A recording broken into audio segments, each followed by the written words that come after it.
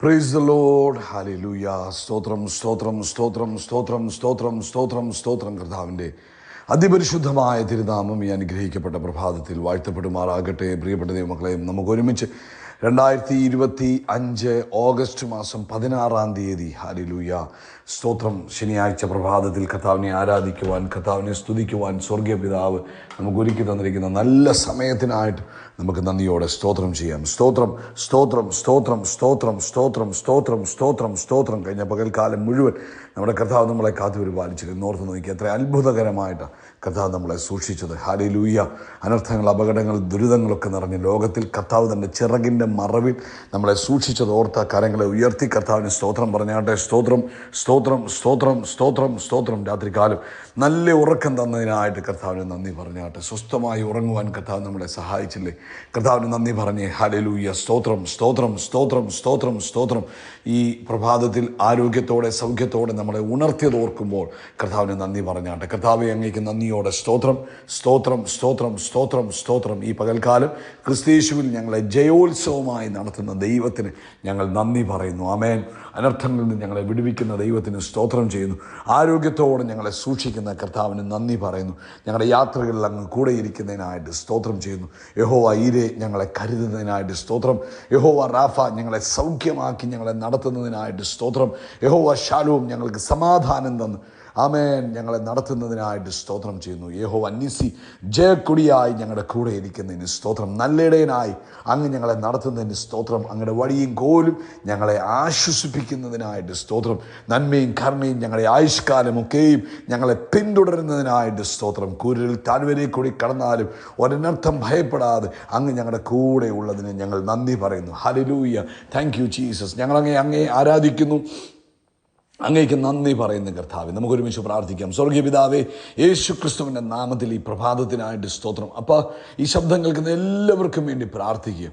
ലോകത്തിൻ്റെ വിവിധ ഇടങ്ങളിൽ ഇരുന്നു കൊണ്ട് ഇന്ന് 2025 ഓഗസ്റ്റ് മാസം 16 ശനിയാഴ്ച ഈ ശബ്ദം കേൾക്കുന്ന എല്ലാവരെയും അങ്ങയുടെ കരങ്ങളിലേക്ക് തരുന്നു. യേശുവിൻ്റെ നാമത്തിൽ ഞങ്ങളിവരെ അനുഗ്രഹിക്കുന്നു. ഇവരുടെ സകല ആവശ്യങ്ങളിലും അങ്ങയുടെ ഗ്രേസ് ഉണ്ടാകട്ടെ. അങ്ങയുടെ കൃപ ഇവരോട് കൂടെ ഇരിക്കട്ടെ.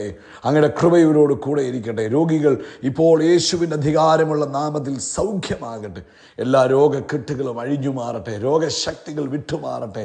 യേശു ക്രിസ്തുവിൻ്റെ നാമത്തിൽ മുഖത്തുണ്ടായിരിക്കുന്ന അലർജികൾ ഇപ്പോൾ സൗഖ്യമാകട്ടെ. മുഖത്തുണ്ടായിരിക്കുന്ന അലർജികൾ, മുഖത്ത് ചൊറിഞ്ഞ് ഉണ്ടായ അലർജി അല്ലാതെ മുഖത്തുണ്ടായിരിക്കുന്ന മുഖത്തിൻ്റെ ഭംഗിയെ കെടുത്തുന്നതായ എല്ലാ അലർജികളും യേശുവിൻ്റെ അധികാരമുള്ള നാമത്തിൽ ഇപ്പോൾ സൗഖ്യമാകട്ടെ. മുടി പൊഴിഞ്ഞു പോകുന്ന ബുദ്ധിമുട്ടുകൾ ആമേൻ, ഞങ്ങൾ യേശുവിൻ്റെ നാമത്തിൽ പ്രാർത്ഥിക്കുന്നു. അത്ഭുതകരമായ സൗഖ്യം ആ മുടി കൊഴിച്ചിൽ നിന്ന് തന്നെ കുഞ്ഞുങ്ങൾക്ക് വിടുതൽ കൊടുക്കണം, പൂർണ്ണ സൗഖ്യം കൊടുക്കണം. യേശു ക്രിസ്തുവിൻ്റെ നാമത്തിൽ ആ മുടി കൊഴിച്ചിൽ പൂർണ്ണമായിട്ട് മാറിപ്പോകട്ടെ. അത്ഭുതകരമായ സൗഖ്യം കർത്താവ് കൊടുക്കണം. അവരുടെ ആ മനസ്സിൽ കിടക്കുന്ന ഭാരം മാറിപ്പോകട്ടെ. അതുപോലെ കർത്താവെ, ഞങ്ങളിപ്പോൾ പ്രാർത്ഥിക്കുന്നു. രാവിലെ എഴുന്നേൽക്കുമ്പോൾ കാല് താഴെ കുത്തുവാൻ പ്രയാസം അനുഭവിക്കുന്നവർ ആമേൻ ഇപ്പോൾ സൗഖ്യമാകട്ടെ. യേശുവിൻ്റെ അധികാരമുള്ള നാമത്തിൽ സൗഖ്യമാകട്ടെ. ആ അസ്വസ്ഥതകൾ മാറട്ടെ. മുട്ടിൻ്റെ വേദന, ആർത്രൈറ്റിസ് മുഖാന്തരം കാൽമുട്ടുകൾക്ക് വേദനയായി കാൽമുട്ടുകൾ മടക്കാൻ കഴിയാതെ ഭാരപ്പെട്ടിരിക്കുന്നവർക്ക് വേണ്ടി പ്രാർത്ഥിക്കുന്നു. കർത്താവിൻ്റെ സൗഖ്യത്തിൻ്റെ കരം തൻ്റെ കുഞ്ഞുങ്ങൾക്കായിട്ട് നീട്ടിയിരിക്കുന്നതിന് സ്തോത്രം ചെയ്യുന്നു. ഈ പ്രഭാതത്തിൽ ഞങ്ങൾ എല്ലാ ആവശ്യങ്ങളെ അങ്ങയുടെ കരങ്ങളിലേക്ക് തരുന്നു. ഇന്ന് ഈ ശബ്ദം കേൾക്കുന്ന തൻ്റെ കുഞ്ഞുങ്ങളുടെ പലതരത്തിലുള്ള ആവശ്യങ്ങൾക്കാണ്. എന്ത് തന്നെയാണെങ്കിലും, അത് വിവാഹപ്രായമായ കുഞ്ഞുങ്ങളുടെ ആണെങ്കിലും, സാമ്പത്തിക വിഷയമാണെങ്കിലും, വീട് പണിയുടെ വിഷയമാണെങ്കിലും, വാഹനത്തിൻ്റെ വിഷയമാണെങ്കിലും, കർത്താവേ കുഞ്ഞുങ്ങളുടെ വിഷയങ്ങളാണെങ്കിലും ഞങ്ങളിപ്പോൾ അങ്ങയുടെ കരങ്ങളിലേക്ക് തരുന്നു. യേശുവിൻ്റെ അധികാരമുള്ള നാമത്തിൽ അതിൽ അത്ഭുതം സംഭവിക്കട്ടെ. അത്ഭുതം സംഭവിക്കട്ടെ. യേശുവിൻ്റെ നാമത്തിൽ അത്ഭുതം സംഭവിക്കട്ടെ. കർത്താവിൻ്റെ മഹിമ വെളിപ്പെടട്ടെ. കൃപയാവരിക്കട്ടെ. കർത്താവ് അത്ഭുതം ചെയ്തിരിക്കുന്നതിന് നന്ദി പറയുന്നു. കർത്താവെ, ഞങ്ങൾ അങ്ങേക്ക് നന്ദി പറയുന്നു. കർത്താവെ, ഞങ്ങൾ അങ്ങേക്ക് നന്ദി പറയുന്നു. കർത്താവെ, ഞങ്ങൾ അങ്ങേക്ക് നന്ദി പറയുന്നു. കർത്താവെ, അങ്ങേക്ക് സ്തോത്രം ചെയ്യുന്നു. ലോകത്തെമ്പാടും കർത്താവിൻ്റെ വേലയിലായിരിക്കുന്നവരെ ഓർക്കുന്നു. പ്രത്യേകിച്ച് കർത്താവെ, നാളെ ലോകവ്യാപകമായി നടക്കുന്ന സഭായോഗങ്ങളെ ഞങ്ങൾ അനുഗ്രഹിക്കുന്നു. എല്ലായിടത്തും ദൈവിക സംരക്ഷണം ഉണ്ടാകണം. നാളത്തെ സഭായോഗം മഹിമ കൊണ്ട് നിറഞ്ഞതായിരിക്കണം. വലിയ ഉണർവിനത് കാരണമായി തീരണം. പ്രാർത്ഥന കേട്ടതിന് സ്തോത്രം. യേശുവിൻ നാമത്തിൽ തന്നെ ആമേൻ, ആമേൻ, ആമേൻ. കർത്താവ് നിങ്ങളെ ധാരാളമായിട്ട് അനുഗ്രഹിക്കട്ടെ ഈ പ്രഭാതത്തിൽ. ദൈവമക്കളെ, ഈ പ്രഭാതത്തിൽ നമ്മൾ അന്യോന്യം പ്രാർത്ഥിക്കുക, മറ്റുള്ളവർക്ക് വേണ്ടി പ്രാർത്ഥിക്കുക. ആമേൻ. അതുപോലെ തന്നെ നാളത്തെ സഭായോഗങ്ങൾക്ക് വേണ്ടി പ്രാർത്ഥിക്കുക. കാരണം നാളെ ലോകവ്യാപകമായൊരു ഉണർവുണ്ടാകണം. നമ്മൾ പ്രാർത്ഥിച്ചാലേ അത് സംഭവിക്കുകയുള്ളൂ. സഭായോഗങ്ങൾ വെറുതെ കൂടി വന്ന് കൂട്ടായ്മ കൂടി പോകുന്ന മീറ്റിങ്ങുകളായി തീരാതെ അത് വലിയ ഉണർവിൻ്റെ യോഗങ്ങളായി മാറുവാൻ നിങ്ങൾ പ്രാർത്ഥിക്കണം. പ്രത്യേകിച്ച് അത് വളരെ ആവശ്യമായ കാര്യമാണ്. ഈ ടൈമിൽ നമ്മുടെ പ്രാർത്ഥന വളരെ ഇമ്പോർട്ടൻ്റ് ആണ് ദൈവസഭയ്ക്ക്.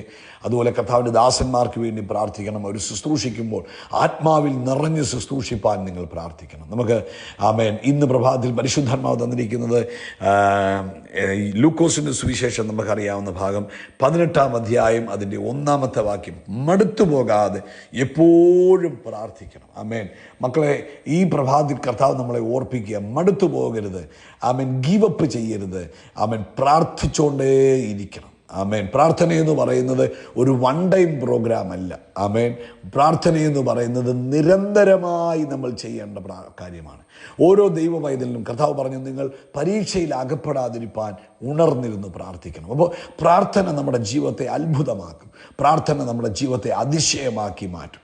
പ്രാർത്ഥന നമ്മുടെ ജീവിതത്തിൽ വൻ കാര്യങ്ങളെ ചെയ്യുവാൻ ഇടവരും.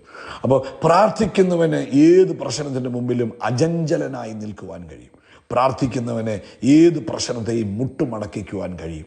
അതാണ് പ്രാർത്ഥനയുടെ പ്രത്യേകത. യേശു പ്രാർത്ഥിക്കുന്ന വ്യക്തിയായിരുന്നു. യേശു ഭൂമിയിലായിരിക്കുമ്പോൾ നമുക്ക് മാതൃകയാക്കി കാണിച്ചു പ്രാർത്ഥന എങ്ങനെ ആയിരിക്കണം. യേശു തനിക്ക് കിട്ടുന്ന ഇടവേളകൾ മുഴുവനും പിതാവിനോടുള്ള ഫെലോഷിപ്പിന് വേണ്ടി മാറ്റിവെച്ചുകൊണ്ടിരുന്നു. ഇതുപോലെ നമുക്കും കിട്ടുന്ന ഇടവേളകളെ ഉണ്ടാക്കി പിതാവിനോടുകൂടെയുള്ള കൂട്ടായ്മയ്ക്കായി നമ്മളെ തന്നെ ഏൽപ്പിച്ചു കൊടുക്കണം. അവിടെയാണ് നമ്മുടെ ജീവിതത്തിൽ അനുഗ്രഹങ്ങൾ ഉണ്ടാകുന്നത്. നമുക്കറിയാം, നമ്മളൊക്കെ മൊബൈൽ ബാറ്ററി റീചാർജ് ചെയ്യും. ഇടയ്ക്കിടയ്ക്ക് നമ്മൾ റീചാർജ് ചെയ്യും. എന്തിനാ? കൂടുതൽ സമയം ഉപയോഗിക്കുവാൻ വേണ്ടി. യാത്ര ചെയ്യുമ്പോൾ കൂടുതൽ സമയം ഉപയോഗിക്കുവാൻ വേണ്ടിയൊക്കെ നമ്മൾ ഇടയ്ക്കിടയ്ക്ക് നോക്കും ബാറ്ററി എത്രമാത്രം ഡൗൺ ആയിട്ടുണ്ട്. എന്തുകൊണ്ടാണ് അങ്ങനെ നോക്കുന്നത്? കാരണം നമുക്കറിയാം, അതിൻ്റെ ബാറ്ററി തീർന്നു പോയി കഴിഞ്ഞാൽ, അല്ലെങ്കിൽ അതിൻ്റെ ചാർജ് തീർന്നു പോയി കഴിഞ്ഞാൽ നമുക്കത് ഉപയോഗിക്കാൻ കഴിയത്തില്ല. അതുകൊണ്ട് നമ്മൾ എന്ത് ചെയ്യും? ഇടയ്ക്കിടയ്ക്ക് കറണ്ട് കുത്തിവെക്കും, ചാർജ് ആക്കിക്കൊണ്ടേയിരിക്കും. ഇന്ന് പ്രഭാതത്തിൽ കർത്താവ് നമ്മളെ ഓർപ്പിക്കുക, അതുപോലെ നമ്മൾ ഒഴിഞ്ഞ പാത്രങ്ങളായി തീരരുത്, നിറഞ്ഞുകൊണ്ടിരിക്കണം. എപ്പോഴും പ്രാർത്ഥന നമ്മളെ നിറവുള്ളവരാക്കി തീർക്കും. ഏത് സമയത്തും നമുക്ക് ഏത് ചലഞ്ചിനെ നേരിടുവാൻ പ്രാർത്ഥിക്കുന്ന വ്യക്തിക്ക് പറ്റും. ദാനിയേലിനോട് ചോദിച്ചേ, ദാനിയേലിന് നേരെ രേഖകൾ എഴുതിയെന്ന് കേട്ടപ്പോൾ ദാനിയേലിൻ്റെ ഹൃദയം പതറിയതായിട്ട് വേദപുസ്തകത്തിൽ എഴുതിയിട്ടില്ല. ദാനിയേൽ ഭയപ്പെട്ടതായിട്ട് വേദപുസ്തകത്തിൽ എഴുതിയിട്ടില്ല. ദാനിയേൽ എല്ലാവരെയും വിളിച്ചു, ബ്രദറെ, എനിക്കെതിരായിട്ട് രേഖ എഴുതിയിരിക്കുന്നു, അങ്ങനെ ദാനിയേൽ പറയുന്നതായിട്ട് നമുക്ക് കാണാൻ കഴിയുന്നില്ല. ദാനിയേൽ പതിവ് പോലെ വീണ്ടും തൻ്റെ പ്രാർത്ഥനയുടെ സമയത്ത് താൻ ദേവാലയത്തിന് നേരെ തൻ്റെ ജനലുകളെ തുറന്നിട്ട് പ്രാർത്ഥിച്ചു.